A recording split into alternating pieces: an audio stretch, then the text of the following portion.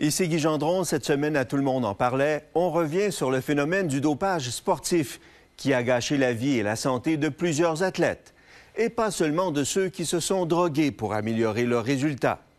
Des athlètes propres en ont aussi souffert, victimes collatérales d'une industrie de la performance à tout prix, où la victoire est synonyme de richesse personnelle ou de gloire idéologique. Comme nous le rappellent ici Richard Fortin et Marc Jasmin, le sport olympique est au centre de cet enjeu.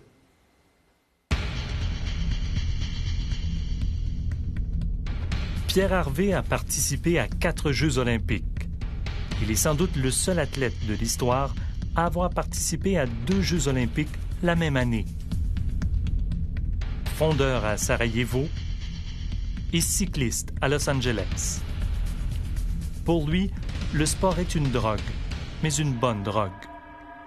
Le sport, c'est une drogue un peu, oui, parce que même moi, j'avais entendu dire que lorsqu'on fait de l'exercice, le cerveau sécrète une hormone qui s'appelle les endorphines. Puis c'est similaire à la morphine. Je suis convaincu que cette drogue-là est bonne pour le corps. C'est rien d'illégal. C'est une drogue qui est positive, qui aide l'organisme à mieux fonctionner. C'est comme un lubrifiant qu'on lance dans le corps. Une drogue apparemment douce, mais une drogue euphorisante qui peut altérer la personnalité des athlètes de pointe. Bien, souvent, on voit le déséquilibre un peu dans les traits de personnalité. On voit là, quand ça va pas bien, comment ils peuvent se choquer. C'est sûr qu'un athlète de haut niveau devient obligatoirement un peu égocentrique. Il faut qu'il pense à ses performances, donc il faut qu'il pense à son bien-être à lui. Il ne peut pas dire « je vais aller aider tout le monde pendant la course parce que moi, mon but, c'est finir le premier. Je ne peux pas arrêter pour les aider. » Puis ça devient centré très, très fort sur lui-même. Le sprinter Bruni Surin a goûté aux étranges sautes d'humeur de Ben Johnson. Il dégageait tellement, on dirait que c'était pas un humain. C'est fou, c'était comme « OK, Ben, vas-y, passe. » Puis qu'est-ce qui m'impressionnait aussi, c'est que une journée, il pouvait être de très bonne humeur, qui me regardait, qui me faisait des jokes, puis j'étais comme surpris. Puis la journée d'après, il t'ignorait. Le sport de haut niveau est incroyablement cruel. Si moi je commence à souffrir, les autres à côté vont souffrir encore plus parce que quand moi je suis mort, les autres sont encore plus morts, puis c'est le moment d'y aller. Donc c'est un peu, ça devient un plaisir, pousser nos limites en vélo ou en ski, c'est essayer d'aller encore un peu plus loin pour que les autres puissent pas nous suivre. Là. Et puis un jour, la carrière de l'athlète qui a connu ou qui n'a pas connu la gloire s'achève. Au-delà, souvent, il y a le vide. Mais un athlète à 18 ans qui est champion du monde, bien là, il ne sera plus champion du monde lorsqu'il va devenir ingénieur ou travailler un travail normal. Il va devenir monsieur tout le monde. Puis là, c'est sûr qu'il va avoir une grande chute. J'ai connu beaucoup d'athlètes, ceux qui atteignaient les niveaux de gagner des Coupes du monde ou des médailles olympiques qui, après, avaient une carrière difficile. Robert Froissy, pour son livre Dope Story, a interviewé plusieurs victimes de sport de haut niveau. Une histoire particulièrement pathétique est celle d'une skieuse française qui préfère garder l'anonymat. Voilà, je supporte pas d'être à chier. Là, j'ai fait une TS. Donc, une TS? Une tentative de suicide. Skieuse de haut niveau émérite, membre de l'équipe de France de ski, et qui n'avait aucune existence en dehors de son sport. Quand je dis aucune existence, sa seule personnalité, c'était le monde du sport. Si certaines vedettes trouvent la pente raide, que dire des autres qui n'ont jamais été des vedettes? J'ai pas l'impression que l'acteur, le vrai, le sportif, l'athlète qui consacre les plus belles années de sa vie, pas de vie sociale, quasiment pas d'amis, tu sacrifies tout pour ton sport, pour essayer d'atteindre l'Olympe. Et puis après, il y a ceux qui s'en sortent, qui ont préparé leur après-carrière, etc. Mais pour tous les autres, ceux qui sont restés en bas des podiums, ceux qui n'ont pas nécessairement été commandités, etc., tous ceux qui ont fait fonctionner et qui continuent à faire fonctionner un système. Personne ne s'occupe d'eux. Le son unique des légendaires Harley-Davidson est celui d'une personnalité forte. Tant que l'athlète se maintient dans le système marchand, il peut survivre. C'est une nécessité, car s'il en sort, il est perdu. Le sport, cela coûte cher. L'agent sportif sert d'intermédiaire entre l'athlète et le système marchand. L'agent est un homme d'affaires tout-puissant. Au Québec, on veut des gagnants. Et moi, je dis souvent qu'au niveau du sport amateur, si l'athlète gagne, c'est extraordinaire. Si en plus il a gagné presque en crevant de faim pour se rendre là, c'est doublement extraordinaire. Un athlète qui réussit, qui a des sous, il va donner plusieurs milliers de dollars à son agent. Un agent, les firmes qui sont en arrière, qui sont marketing des athlètes, ça devient le pouvoir noir du sport. Tout le milieu qui est autour de l'athlète a intérêt à ce qui fonctionne très bien. Est-ce qu'ils ont intérêt à ce qui se dope? Pas directement, mais indirectement, ils en bénéficient. Nous sommes loin du sport amateur dont parlait Pierre de Coubertin. Les athlètes subissent des pressions énormes, des pressions économiques entre autres, mais aussi des pressions politiques, auxquelles dans certains pays, il est impossible d'échapper.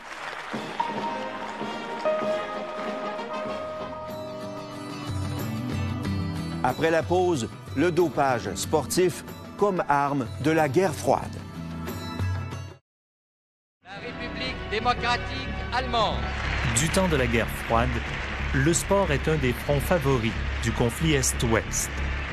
Les médaillés olympiques témoignent de la supériorité du système qui les a formés. En natation féminine aux Jeux de Montréal, par exemple, jamais une équipe n'aura dominé à ce point les compétitions.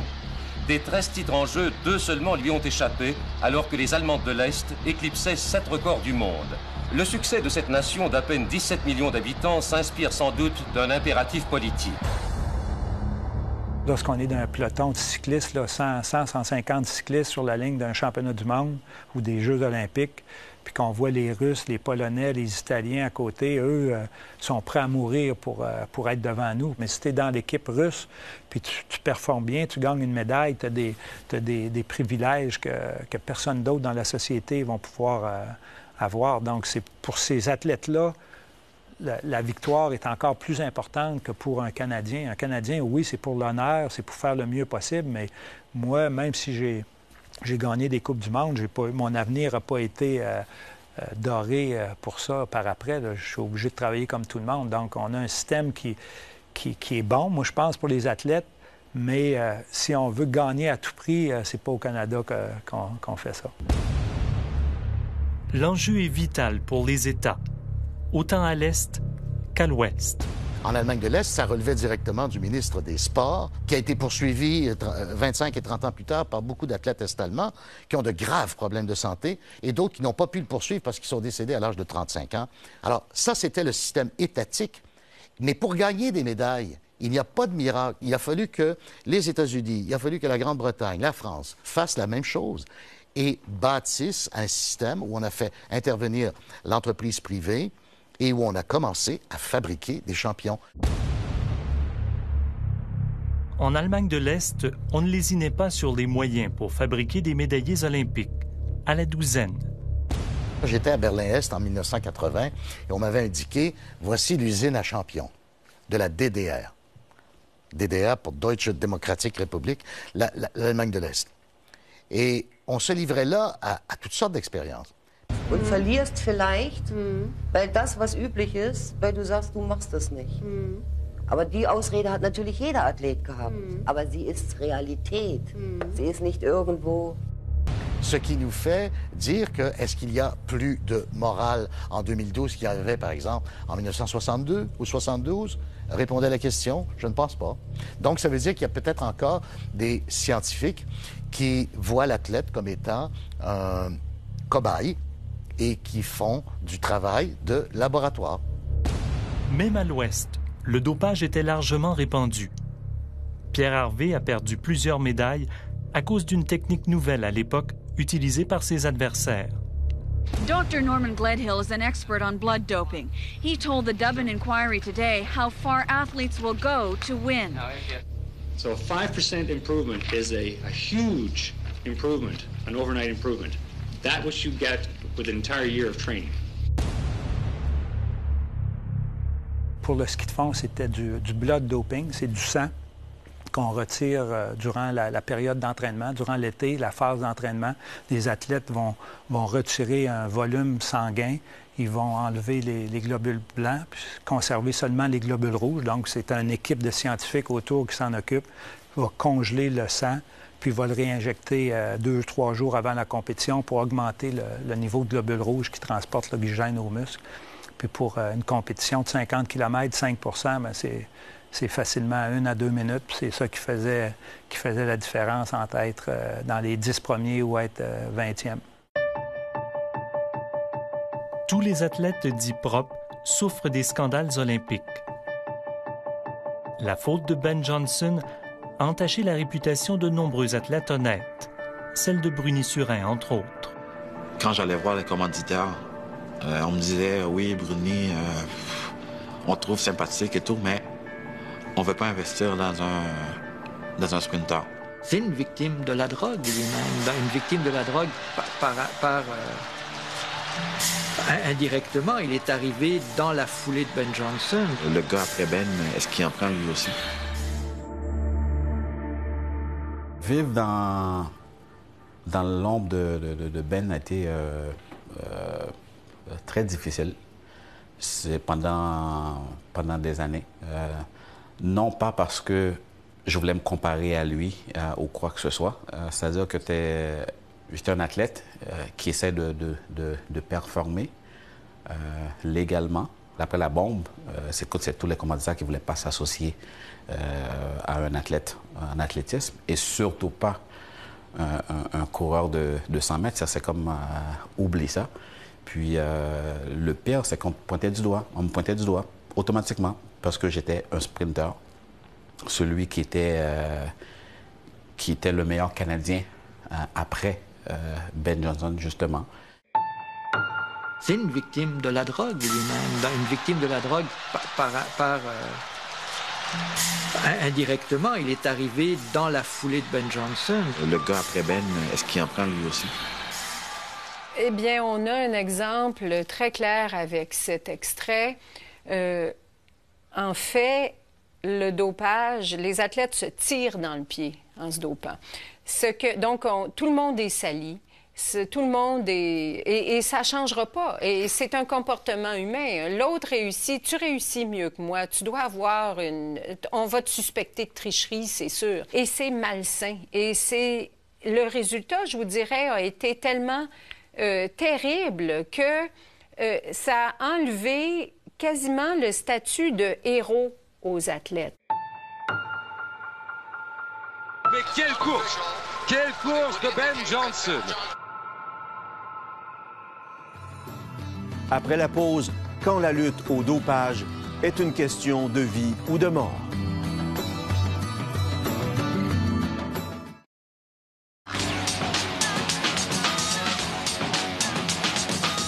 Il faut que les athlètes amateurs soient prêts sur 2 dimensions quand arrivent les Jeux olympiques. Il faut qu'ils soient prêts à performer et il faut qu'ils soient prêts à capitaliser.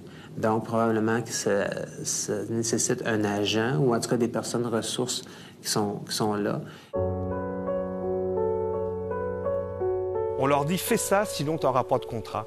Et donc, à partir de ce moment-là, c'est ce cercle vicieux. Ou alors, fais ça, et moi j'ai besoin, parce que les commanditaires, qui dit victoire, dit commandite, et qui dit commandite, dit argent, et donc je pourrais te payer plus, ou je pourrais te donner un contrat plus important. Donc, c'est vraiment un cercle vicieux. Les athlètes sont des acteurs du dopage et ne sont pas, en fait, sont des victimes, en fait, quelque part, parce qu'ils sont vraiment au bout de la chaîne. A good athlete who can win the 100 meters, for example, we receive $50,000 for this victory. À mon avis, la vraie rapace est là, bien sûr. C'est ceux qui sont autour de l'athlète qui l'exploitent. L'athlète va se dire, c'est pas grave, j'aurais fait mon fric, puis après ça, je pourrais me soigner. Mais donc, la rapace, c'est sûr que la rapace est autour de ça. Puis, il n'y a pas de pensée magique, mais il s'en tire toujours bien. Donc, un athlète qui se dope, quand il fait face à la justice et à son avenir, il est toujours seul.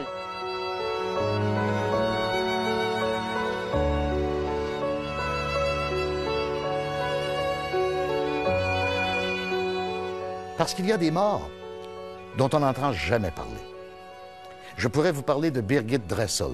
Ça ne dit rien à personne. Birgit Dressel, au milieu des années 80, c'est une Allemande de l'Ouest, donc de la République fédérale allemande, était une excellente heptathlonienne qui était en pleine progression.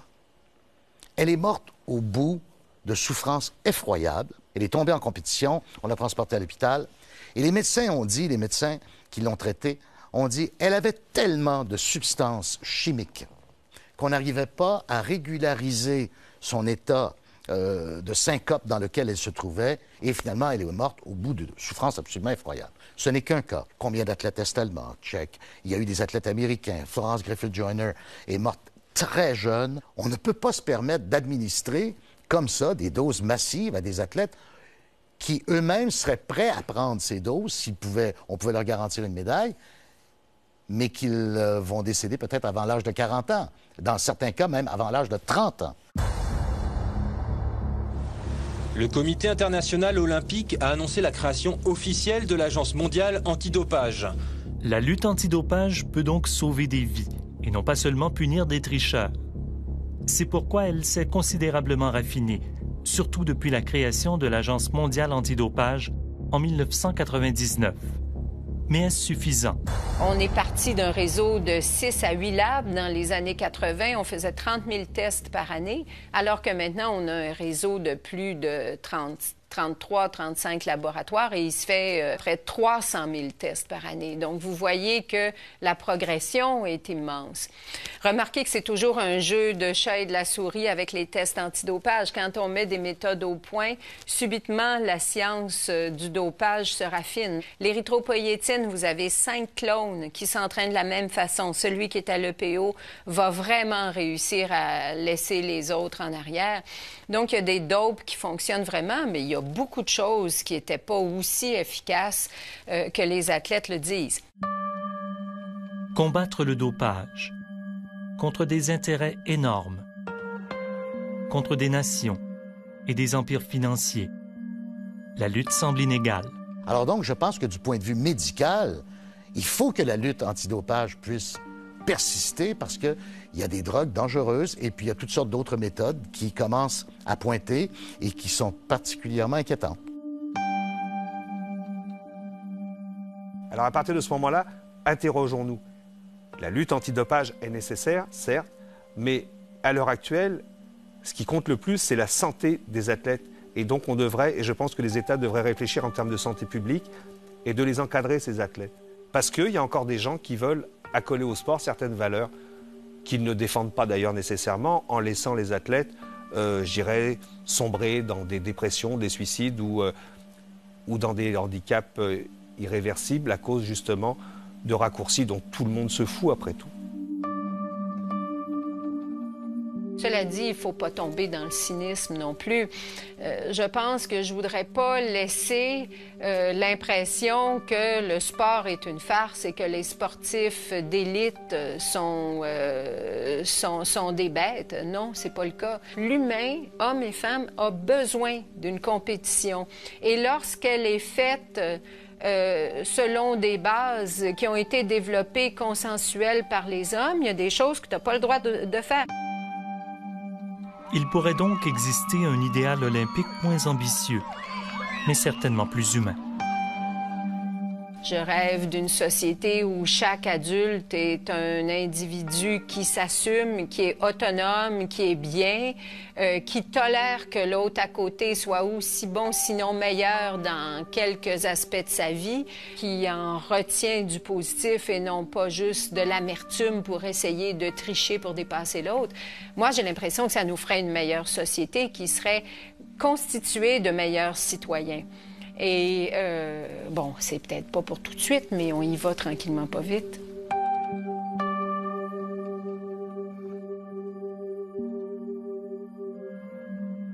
Un rêve utopique, diront certains, mais tout de même nécessaire.